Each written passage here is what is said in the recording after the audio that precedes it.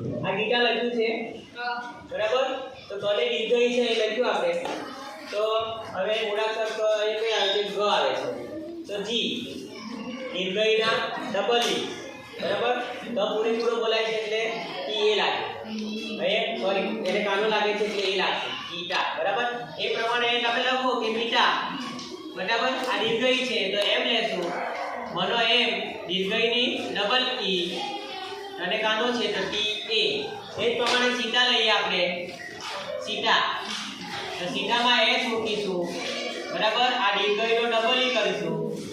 આ ટ છે તો ટી અને કાનો તો એ બરાબર એ જ પ્રમાણે એ લેશું આપણે રીટા બરાબર રીટા તો આર મૂકીશું ર નો આર